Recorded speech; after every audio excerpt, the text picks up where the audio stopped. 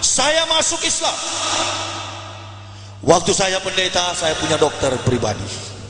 Hampir setiap minggu saya check up. Hampir setiap minggu saya darah tinggi. Hampir setiap minggu saya penyakit. Padahal target tidur saya sebagai seorang pendeta, dulunya saya ketika malam saya nggak boleh tidur di atas jam 10. Karena memang nih kerja pendeta ini adalah kerja orang-orang malas. Saya panas Pak, bisa.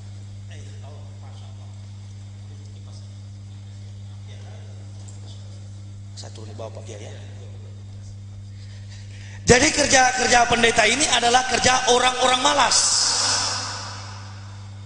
Mengapa saya katakan orang malas? Karena si pendeta ini hanya duduk di dalam gereja, cuman kaos kaki dan sempak celana dalam yang tidak pendeta beli.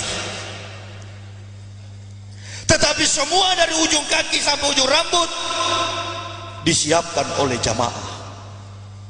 Bahkan jemaah yang sudah siang malam mencari nafkah dengan keringat darah barangkali ya, harus membayar pajak kepada seorang pendeta. Na'udzubillahi min dzalik. Pendeta cuma duduk, sementara ilmu yang disampaikan tidak sampai kepada salvation, tidak sampai kepada rumus keselamatan. Ini baru saya sadari. Sudah itu saya semangat sekali, pantang mundur, hidup atau mati di dalam menyampaikan dakwah kebenaran Islam. Yang saya sampaikan adalah teori tentang bagaimana manusia mendapatkan keselamatan dan pahalanya, kenikmatannya, hadiahnya, kadonya tidak saya terima dari manusia. Bahkan manusia yang masih hidup sulit menerima statement atau pernyataan-pernyataan kebenaran Islam itu, kecuali orang kafir yang sudah mati. Karena orang kafir yang sudah mati itu sudah tahu, oh agama ini yang benar, agama itu yang benar. Maka di mana-mana saya berbicara, saya tidak pernah memposisikan Islam pada kedudukan agama. Kalau kita memposisikan Islam hanya pada status dan kedudukan agama, akhirnya ada lain pernyataan melalui penyusupan Zionis dan berkata Islam dan Kristen sama kok, nggak ada beda. Ini manusia di atas penjilat dalam tanda kurung seperti anjing ya. Sudah itu banyak saya nggak cocok dengan para intelektual agama di Indonesia ini, dan saya siar, biar saja saya disebut jamaah tablik atau apapun. Yang penting kulil haqqo wal wahana murad.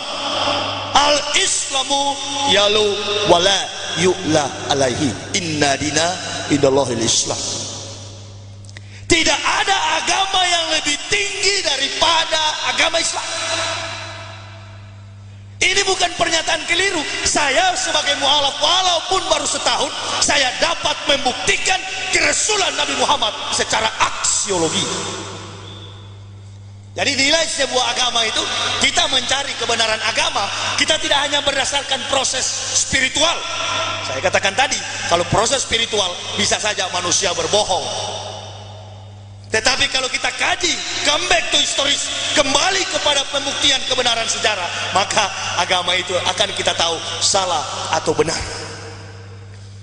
Nah, untuk menjembatani sejarah ini, maka manusia perlu memfungsikan yang disebut dengan filsafat hidup, falsafah hidup, yakni aksiologi, mengandung 3 unsur kekuatan nilai-nilai kehidupan. 1 etika, 2 logika, ketiganya estetika. Mari kita kaji antara Islam dan Kristen. Kita kaji dari sisi logika tentang agama saya yang dulu, yakni Kristen. Karya kebesaran kuasa Allah Subhanahu wa Ta'ala tidak pernah bertentangan dengan rasio manusia, karena Allah bukan orang gila. Kitab suci saya yang lama mengatakan jangan seorang pun tambah atau kurang sesuatu yang difirmankan Allah, Tuhan kata mereka, kata saya dulu di atas mimbar, jangan seorang pun jemaat Tuhan, ini waktu saya pendeta dulu, menambahkan satu kata pun atau mengurangi isi firman Tuhan. Siapa yang menambahkan akan bertambah hukumannya, siapa yang mengurangi akan berkurang pahalanya. Setelah saya menyelidiki kitab-kitab suci saya, ternyata begitu banyak ayat-ayat yang bertentangan. Sebagai contoh, Alkitab Bible dengan bahasa Melayu diterjemahkan oleh penjajah Belanda. 1 Raja-Raja 4 ayat 26 mengatakan jumlah kandang Sulaiman bin Daud adalah 4.000. Alkitab tahun 2001 sama 4.000 jumlah kandang Sulaiman. Tetapi Alkitab tahun 1991 kandang Sulaiman tiba-tiba berubah menjadi 40.000. Secara filosofis betul saja waktu tahun 1928 yang berfirman Tuhan. Tetapi tahun 91 lawan daripada Tuhan secara etimologis, hantu. Ini dari sisi logika. Karena saya bukan manusia goblok yang masuk Islam. Saya katakan sekali lagi, garis bawahi, tidak ada seorang yang goblok, yang tolol, yang bahlul akan sampai kepada agama Islam.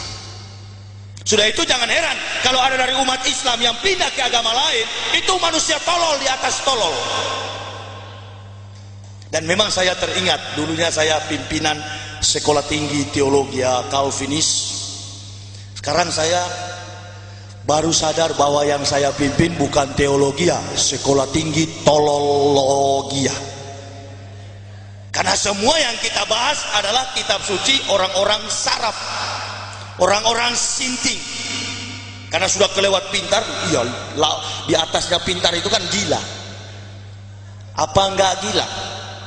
Coba saya tanya kepada bapak-bapak, ada kira-kira enggak kita yang sekarang hadir di dalam musola ini yang tukang kayu, profesinya tukang kayu, ada enggak? Coba tanya kepada tukang kayu, antum buat meja, kursi, lemari, perabot dari kayu, pernahkah dalam sedetik saudara pernah menjadi meja? Eksistensi tukang adalah orang dan eksistensi meja adalah kayu. Pencipta jangan dijadikan ciptaan, ciptaan jangan dijadikan pencipta. Tidak logis dari sisi